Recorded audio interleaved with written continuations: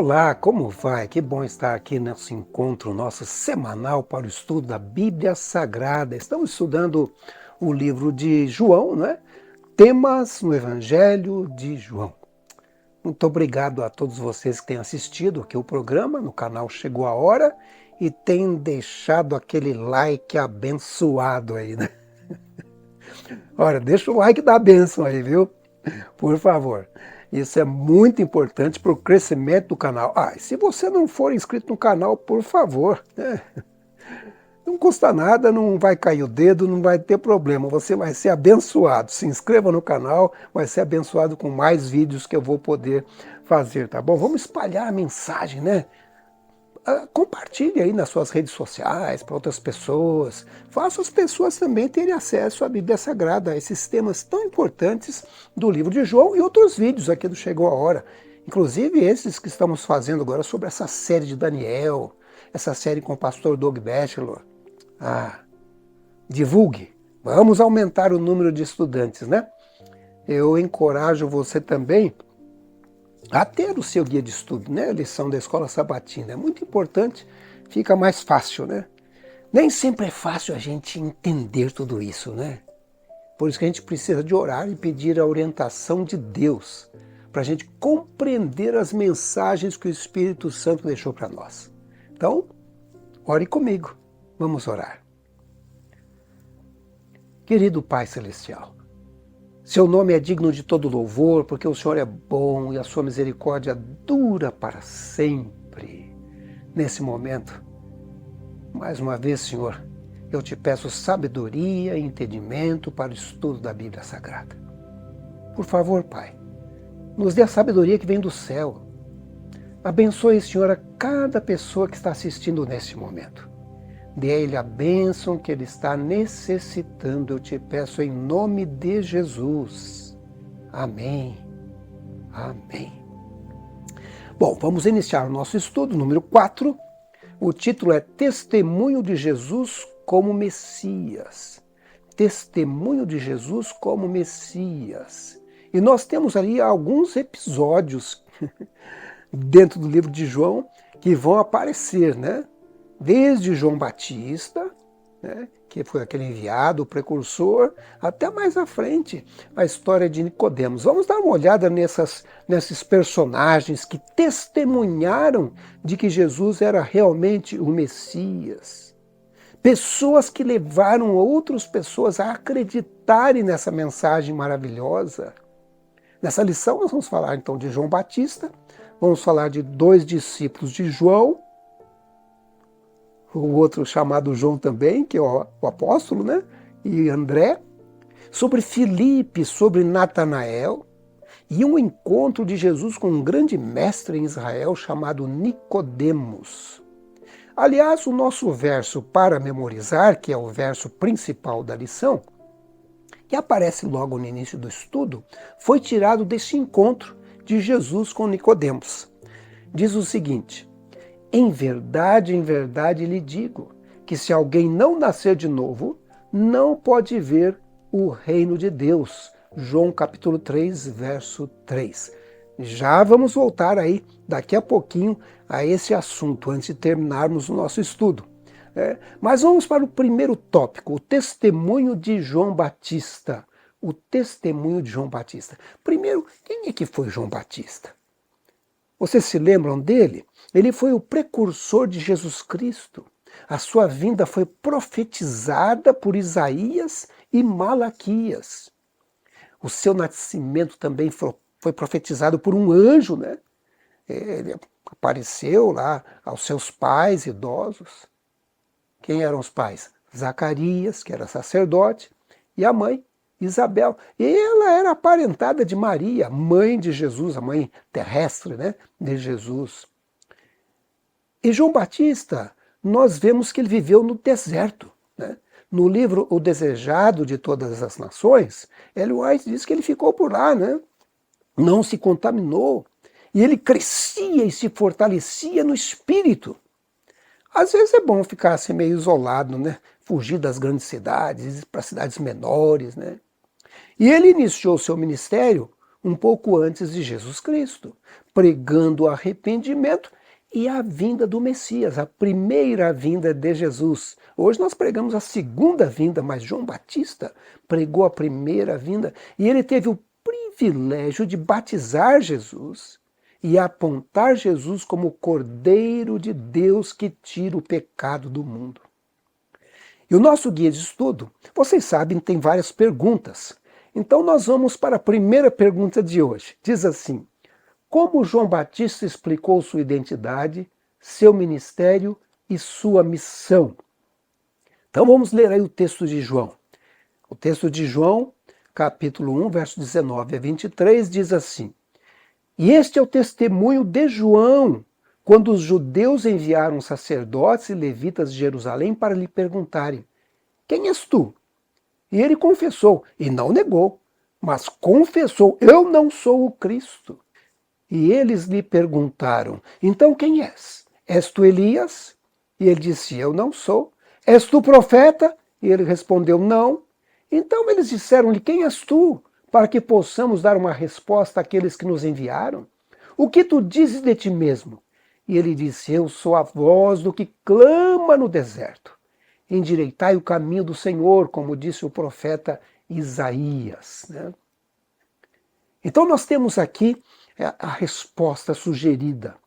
Ele disse que era apenas a voz que clama no deserto, preparando o caminho para o Messias e cumprindo a profecia de Isaías. Sabe, antigamente, as estradas, obviamente, eram esburacadas, né?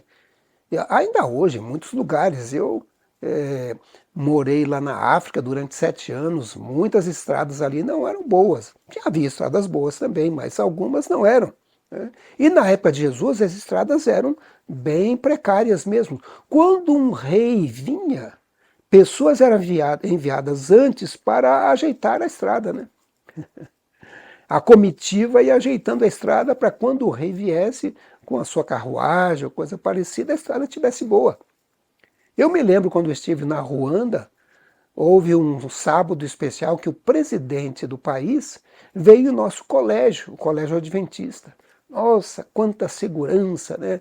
Montaram ali uma série de locais que você tinha que passar, detetor de metais. A própria igreja, que não tinha ar-condicionado, eles instalaram um sistema de ar-condicionado para que o presidente tivesse assim, um pouco de conforto, né? Trouxeram o púlpito especial do presidente. Uma série de coisas foram colocadas ali. E João Batista, ele diz: olha, eu sou aquele que está preparando o caminho para o Messias.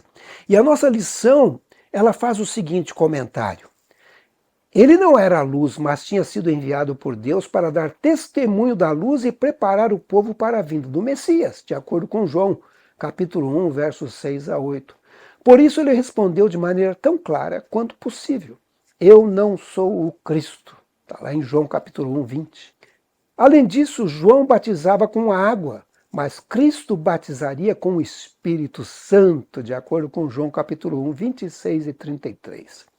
Cristo era mais importante do que João, porque existia antes dele, né?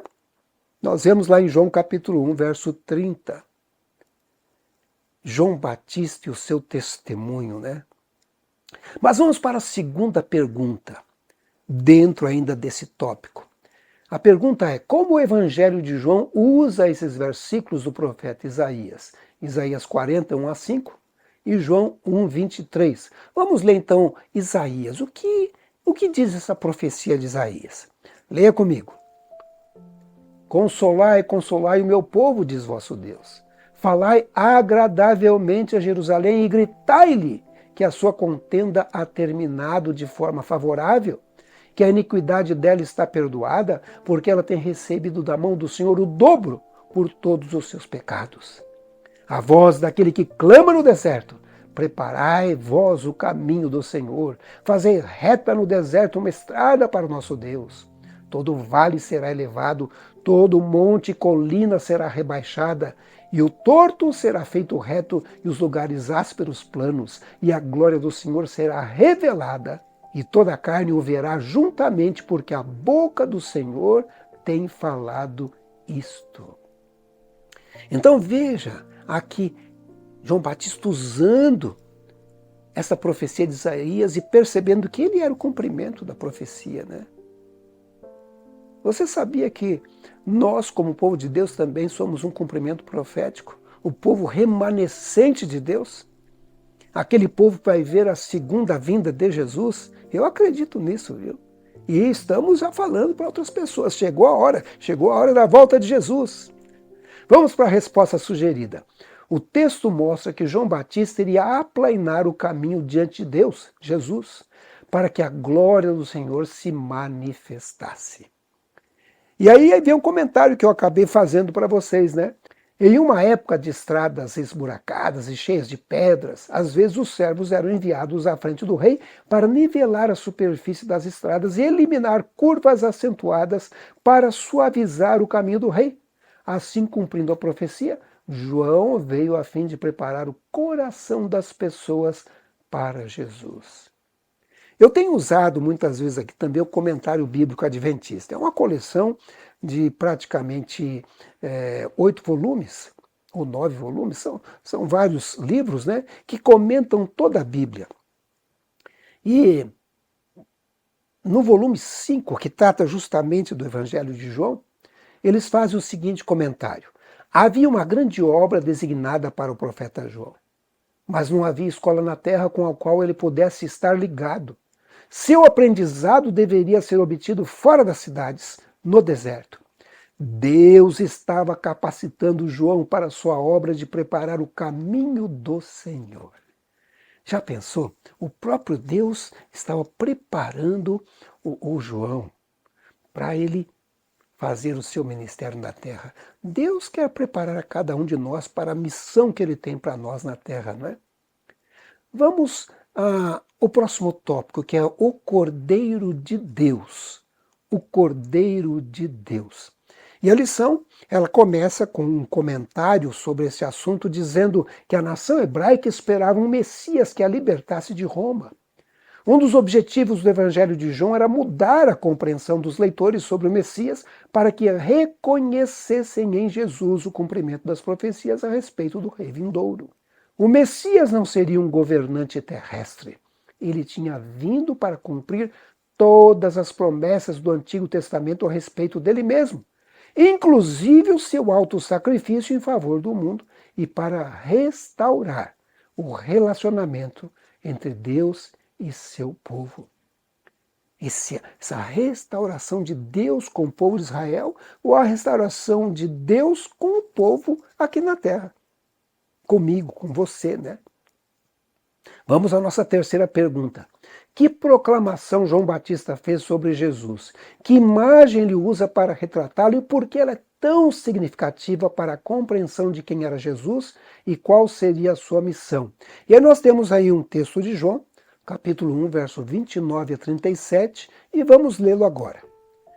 No dia seguinte, João vê Jesus vindo até ele e diz: Eis o Cordeiro de Deus que carrega o pecado do mundo.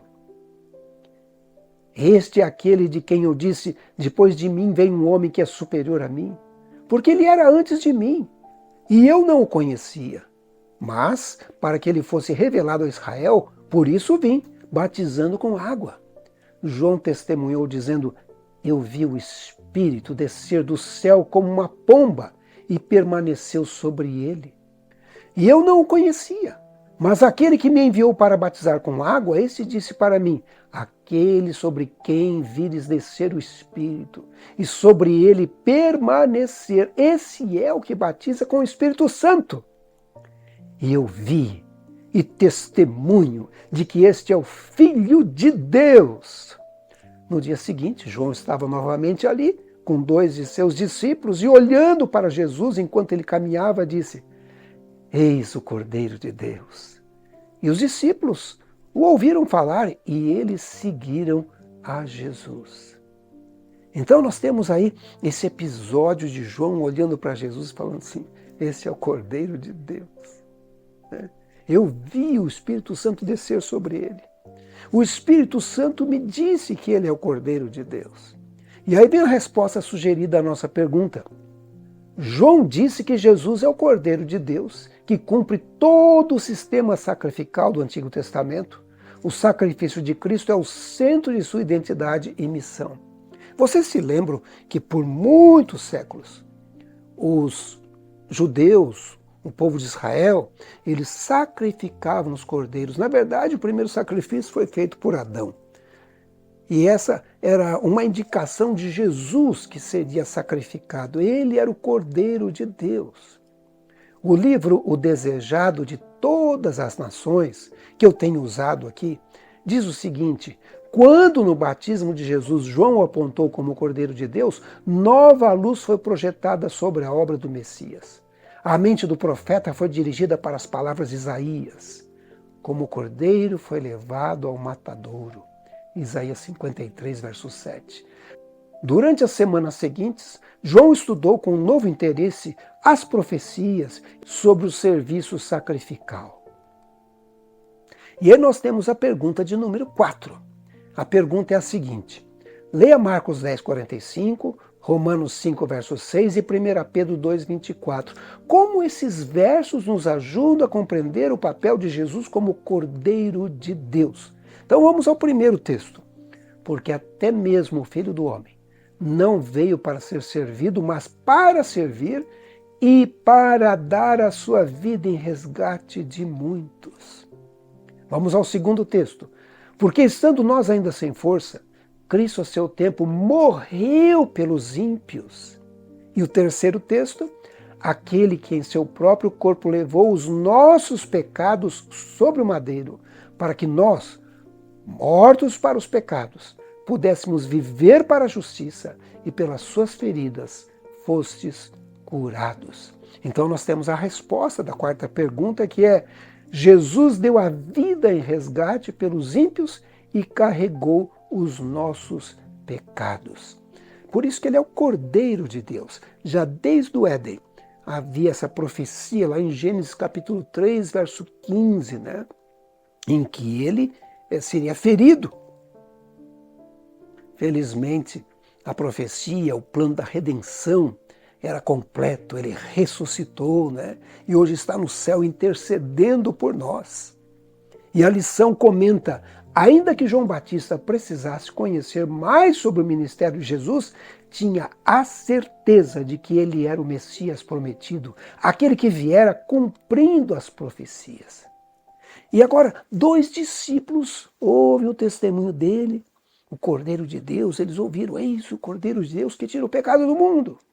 E eles ficaram curiosos. Como é que é isso? A gente quer saber mais. E aí vem a próxima parte, o próximo tópico da lição, que é os 2 discípulos de João. E vamos então para a quinta pergunta. Diz assim: o que esses 2 discípulos fizeram depois de ouvir o testemunho de João Batista sobre Jesus? A resposta está em João capítulo 1, verso 35 a 39, e diz o seguinte: no dia seguinte, João estava novamente ali com 2 de seus discípulos, e olhando para Jesus enquanto ele caminhava, disse: eis o Cordeiro de Deus. E os 2 discípulos o ouviram falar, e eles seguiram a Jesus. Então Jesus virou-se e, vendo que os seguiam, disse-lhes: o que buscais? E eles disseram: Rabi, que traduzido significa mestre, onde tu moras? E ele disse-lhes: vinde e vereis. E eles foram, e viram onde morava, e permaneceram com ele aquele dia, porque era cerca da hora 10ª. Olha que interessante, eles vão atrás de Jesus, e não vão perguntar por que ele é o Cordeiro de Deus, porque eles não queriam uma resposta curta, eles queriam uma conversa longa. Então, o senhor, onde é que o senhor mora? A gente quer fazer uma visita, mas tem que ser uma visita bem longa. Que a gente não tem uma pergunta só, não, tem várias perguntas. E eles tiveram o privilégio de ficar conversando com Jesus, né? Vamos para a resposta sugerida. Eles foram, viram onde Jesus morava e passaram aquele dia com ele.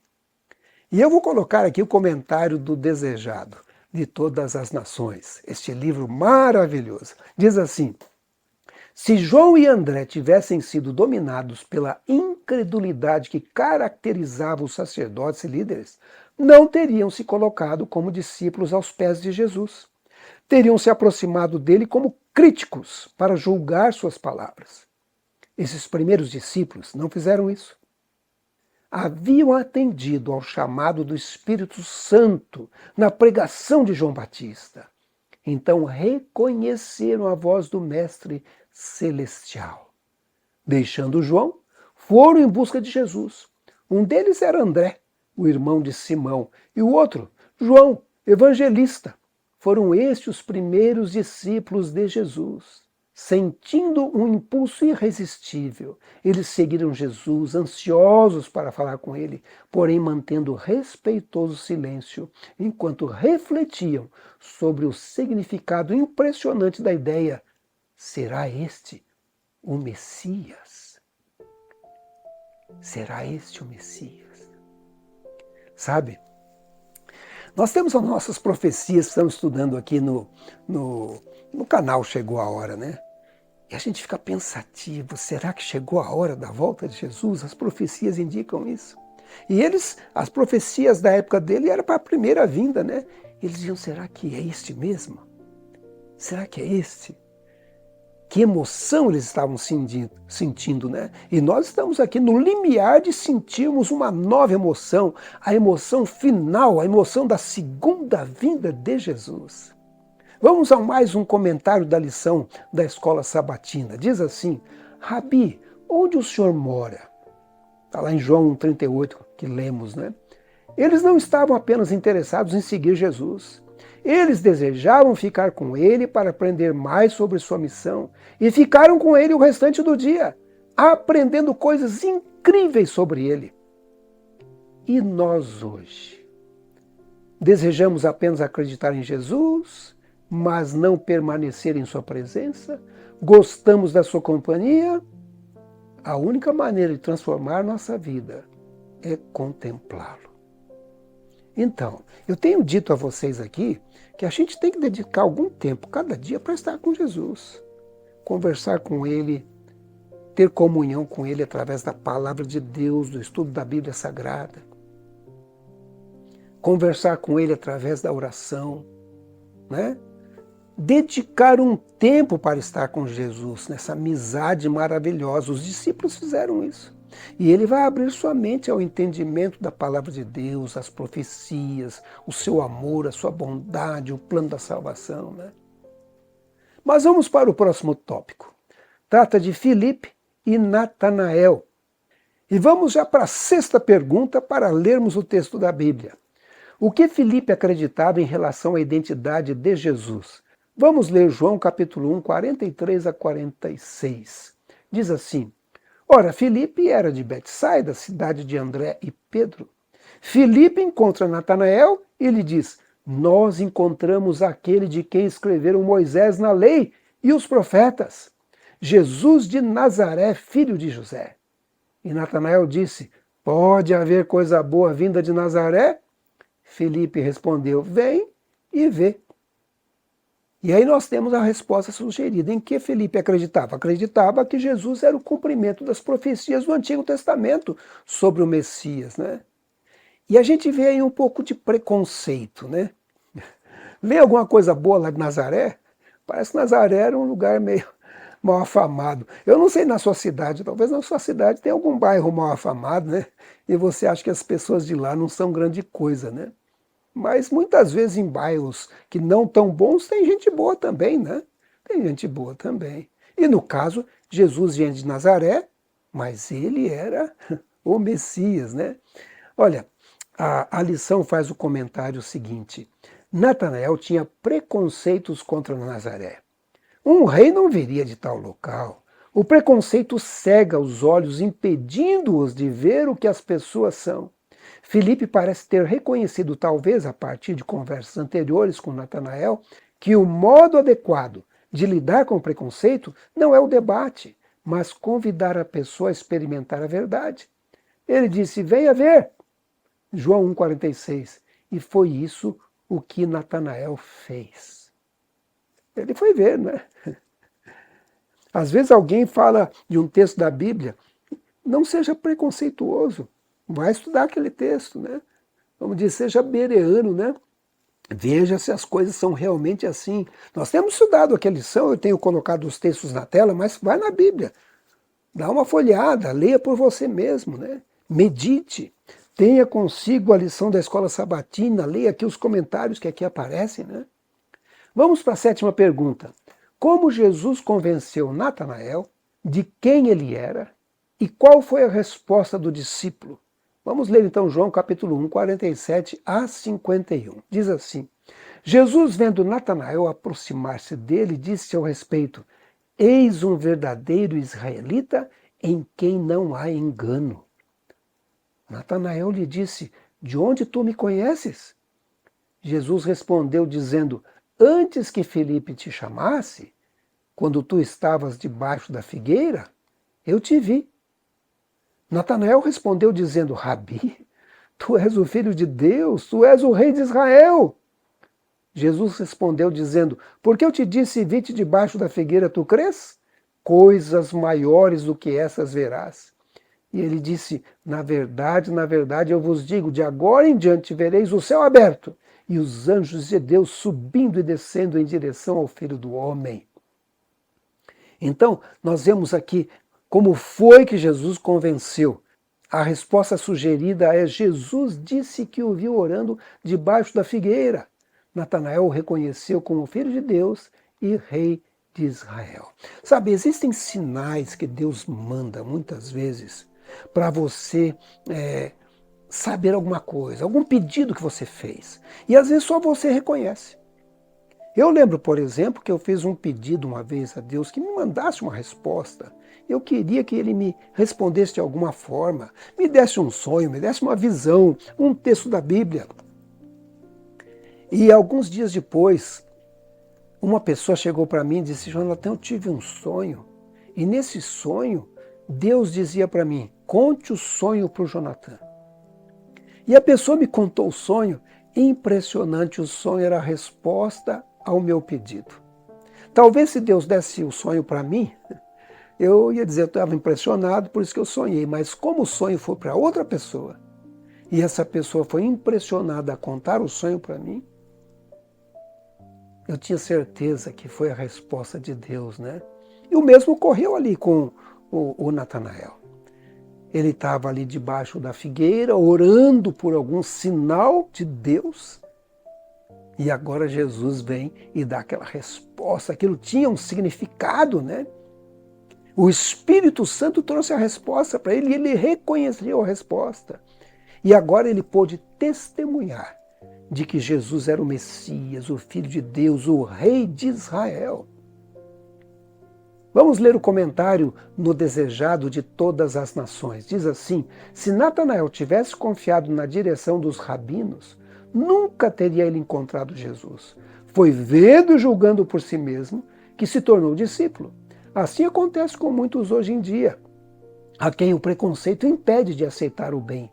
Como resultado, seria diferente se vissem. Enquanto confiarem na guia da autoridade humana, ninguém chegará a um conhecimento da verdade que traga salvação. Como Natanael, necessitamos estudar por nós mesmos a palavra de Deus e orar pela iluminação do Espírito Santo. Aquele que viu Natanael debaixo da figueira, nos verá no lugar secreto de oração. Anjos do mundo da luz estão perto daqueles que, em humildade, buscam a direção divina. Você tem alguma dúvida? Tem algum preconceito? Ouviu algo na igreja e ficou assim meio confuso? Ore, peça entendimento ao Senhor, peça que Ele o ajude. Todos nós necessitamos de sabedoria divina. Todos nós. Né? E como é que a gente consegue a sabedoria divina? Está lá em Tiago, no capítulo 1, versos 5 a 8. Leia comigo, olha o que diz. Se algum de vós tem falta de sabedoria, peça a Deus, que a todos os homens dá liberalmente e sem acepção, e lhe será concedida, mas peça com fé, não hesitando, porque o que hesita é como a onda do mar, que é levada pelo vento e lançada de uma parte para outra parte. Não pense tal homem que receberá alguma coisa do Senhor. O homem indeciso é instável em todos os seus caminhos. Então, pode pedir, o Senhor vai dar sabedoria, mas peça com fé. Tem dificuldade com a fé? Peça a fé primeiro. E aí depois peça sabedoria com fé, com a fé que você recebeu, não é verdade? Existem pessoas que ficam confusas aí, né? E alguns permanecem no erro por conveniência, acham que está muito bom, eu não vou mudar, sair daqui não, ou ocupam uma posição, ou tem um trabalho específico, e aquele trabalho impede de seguir completamente o Senhor, né? E vão vacilando, e vão perdendo as oportunidades que o Espírito Santo nos oferece a cada dia, a cada momento. O que você acha da gente orar agora e pedir um dom especial para nós, né? Essa sabedoria divina para a gente entender o momento que estamos vivendo, né? Termos sabedoria para ficarmos definitivamente ao lado do Senhor. Pedíamos uma revelação especial do céu, essa revelação que o Espírito Santo quer nos dar. Ore comigo, peça com fé, sem duvidar, né? Vamos orar. Querido Pai Celestial, Pai de bondade e misericórdia, obrigado pela palavra de Deus que revela o amor de Deus manifestado em Jesus Cristo, teu Filho. Aqui estamos nós, Senhor, e precisamos de um dom especial, o dom da sabedoria e conhecimento divino. Divino Espírito Santo, atende a nossa prece. Nos conceda a sabedoria que vem do alto, nos ajude a cada dia a sermos mais sábios. A tua palavra promete nos dar essa sabedoria e o teu povo está pedindo neste momento, Senhor. Ó Senhor, ouve. Ó Senhor, atende. Ó Senhor, nos guia pelo caminho correto que nos levará para o céu. Eu te peço em nome de Jesus Cristo. E você diz, amém. Vamos para mais um tópico? E é o último tópico do estudo de hoje. O título é O Testemunho de Nicodemos. Quem era Nicodemos? Você deve conhecer um pouco dessa história, né? Nicodemos aparece aqui no Evangelho de João. E aparece apenas aqui, sabe? Não se sabe muita coisa a respeito dele, muito mais do que aparece no próprio livro de João, né? Mas a gente percebe que era uma pessoa que tinha posses, bem financeiramente, né? Pertencia a um grupo seleto de líderes em Israel, né? A sua posição era meio contrária aos sacerdotes, né? Às vezes contra os fariseus também, e outros grupos de líderes. E esse foi o motivo dele buscar a Jesus à noite, em segredo. Mas Jesus não censurou, não. Atendeu o seu pedido. Isso mudou a vida de Nicodemos. Vamos ler um pouco da história dele, está lá em João capítulo 3. Esse encontro noturno de Nicodemos com Jesus, em segredo. Diz assim a Bíblia: havia entre os fariseus um homem chamado Nicodemos, um governante dos judeus. Este veio de noite a Jesus e lhe disse: Rabi, nós sabemos que és mestre vindo de Deus, porque nenhum homem pode fazer esses milagres que tu fazes, se Deus não estiver com ele. Ele já chegou dizendo que acreditava que Jesus era um mestre, vindo de Deus, por alguns milagres que provavelmente ele havia ouvido ou presenciado mesmo, né? E aí vem a pergunta número 8. Como o testemunho de Nicodemos reforça o tema central do Evangelho de João? E aí vem a resposta sugerida. Nicodemos apontou os milagres de Jesus como evidência de que ele havia sido enviado por Deus. Lembram que já estudamos aqui os sinais, os milagres? Os milagres são sinais, eram sinais, né? E tem um outro livro, escrito por Ellen White, chamado Atos dos Apóstolos. Também muito bom, recomendo.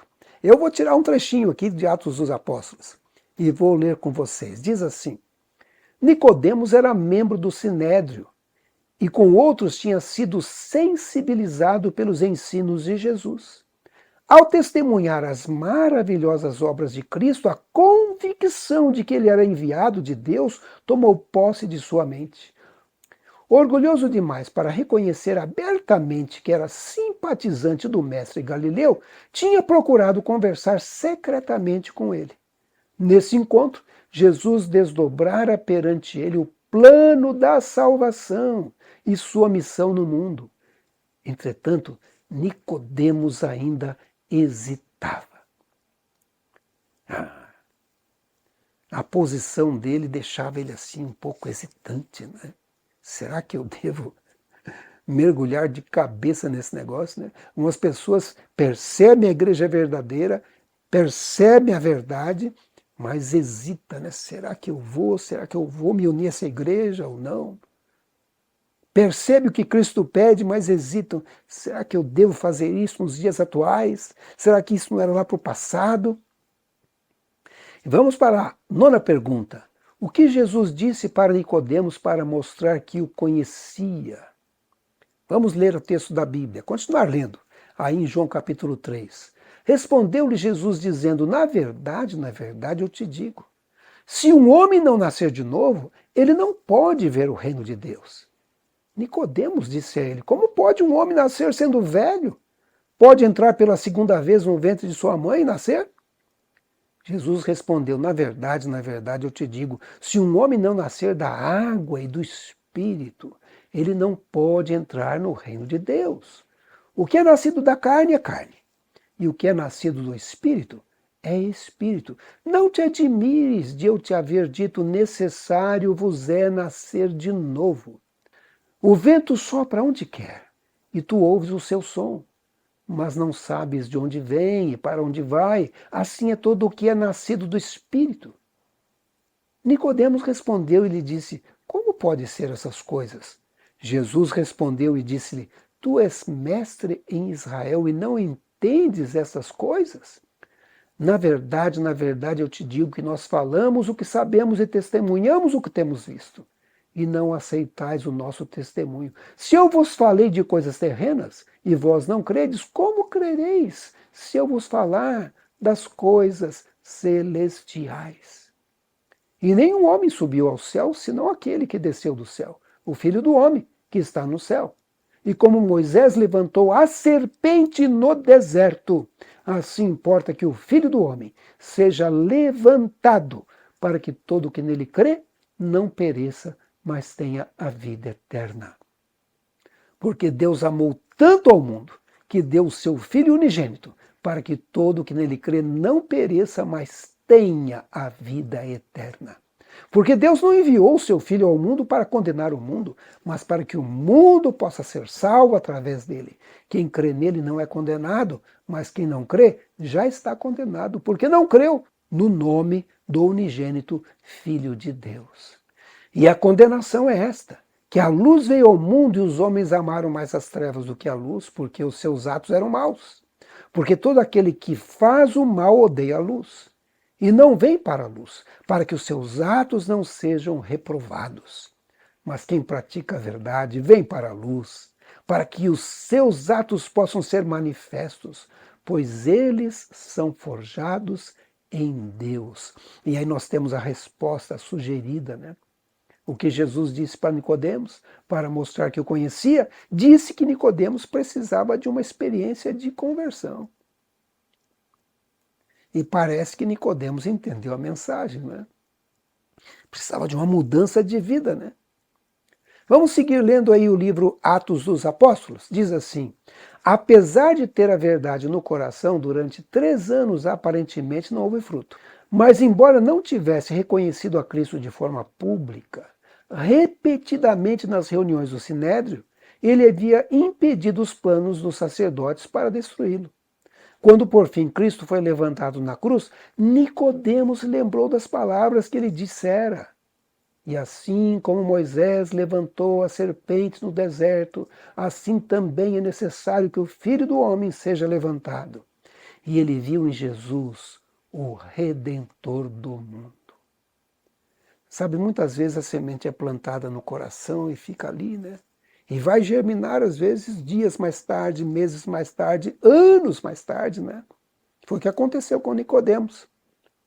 Aquela conversa ficou ali no seu coração, na sua mente, aquilo foi germinando e no momento necessário, o Espírito Santo deu o entendimento que ele precisava, né? E a lição, inclusive, comenta dizendo o seguinte: Nicodemos, posteriormente, defendeu Jesus contra o Sinédrio, que queria condená-lo sem ouvi-lo, está lá em João capítulo 7, 51. E observe a progressão da experiência de Nicodemos com Jesus. Ele se encontrou com Cristo em particular, aprendendo sobre a verdadeira conversão. E ele o defendeu perante o Sinédrio. E no fim, ele foi corajoso o suficiente para ajudar a tirar seu corpo da cruz, para ser sepultado. Que testemunho maravilhoso, né? Bom, nós vimos aqui no estudo de hoje, aqui na nossa lição, a lição da Escola Sabatina, vários testemunhos, né? João Batista testemunhando aos seus discípulos, testemunhando de Jesus, não é? André e João. Felipe testemunhando a Natanael. Nicodemos, no final do ministério de Cristo, dando o seu testemunho público e na maneira de tratar o corpo de Jesus. E a pergunta que fica é: qual é o seu testemunho? Qual é o meu testemunho? O que é Jesus Cristo para você? Você tem conversado com Ele à noite, de madrugada, durante o dia? Como é que tem sido esse encontro seu com Jesus a cada dia? Olha, breve vai chegar o momento em que você vai correr risco se testemunhar de Jesus Cristo. Mas você tem que se preparar já. Os discípulos tiveram esse momento e muitos deles pagaram com a própria vida, né? No livro de Daniel, no capítulo 12, diz que haverá um tempo de perseguição qual nunca houve. Houve no passado, vai se repetir agora no futuro também. E num futuro próximo, creio eu, sabe? O Apocalipse 13 fala a respeito dessa perseguição, né? Contra aqueles que receberão o selo de Deus. Alguns vão receber a marca da besta e não vão ser perseguidos, né? Mas para você que quer pertencer a Deus, quer receber o selo de Deus, você vai ser perseguido. Mas não se preocupe. Assim como Deus defendeu os seus seguidores no passado, Ele vai defender agora também. Mas de que lado você está testemunhando? Como é que tem sido o seu testemunho? O que você tem feito para testemunhar de Jesus? De que Ele é o Messias que virá agora pela segunda vez. Pense nisso, viu? Pense nisso. Vamos orar? Vamos orar. Querido Pai Celestial, Pai de bondade e misericórdia, hoje oramos para que nos mantenha fiéis até o fim, Senhor. Te pedimos, Senhor, que envies o Espírito Santo em abundância sobre esses que estudaram comigo no dia de hoje. Que seus nomes permaneçam escritos no livro da vida e que sejam selados com o selo de Deus em breve. Colocamos, Senhor, as nossas vidas em Tuas mãos e pedimos no doce nome de Jesus Cristo. Amém. Amém. Realmente é maravilhoso estudar sobre a vida de Jesus, não é verdade? E você, gostou do estudo de hoje? Se sentiu abençoado? Então, deixe aquele like abençoado aí, né? E o que você acha de testemunhar de Jesus? Eu vou pedir um testemunho. É compartilhar esse vídeo com outros. Essa já é uma forma de testemunhar, não é? Compartilhar, né? Com outras pessoas. Às vezes as pessoas dizem, deixa o link para compartilhar. O link está aí, né? Quando você assiste ali no YouTube, tem ali compartilhar. Clica no compartilhar e mande aí por WhatsApp, no Facebook, onde você quiser, nas suas redes sociais, né? Talvez você já testemunhou, já compartilhou e quer contar a sua experiência para mim. Comente aqui, diga para mim como é que tem sido isso. Como é que tem sido esse compartilhamento. Muitas pessoas dizem, eu compartilho sempre. Eu passo para uma pessoa, passo para outra. Alguns dizem assim, pastor, não use isso, não use aquilo, ou use isso, ou use aquilo. Eu tenho feito o meu melhor aqui para que as pessoas possam ser tocadas. E o Espírito Santo faz o trabalho dele, né? Por favor, testemunha aqui, deixa o seu comentário, tá bem? Você pode testemunhar compartilhando essa mensagem. E se não for inscrito, se inscreva no canal. Chegou a hora e acione esse sininho, o sininho das notificações, né? E eu vou terminar mais uma vez dizendo para vocês todos, o Senhor te abençoe e te guarde. O Senhor faça resplandecer o seu rosto sobre ti. O Senhor tenha misericórdia de ti. O Senhor sobre ti levante o seu rosto e te dê a paz. Não se esqueça, hein? Chegou a hora da volta de Jesus. Maranata. Que Deus abençoe você.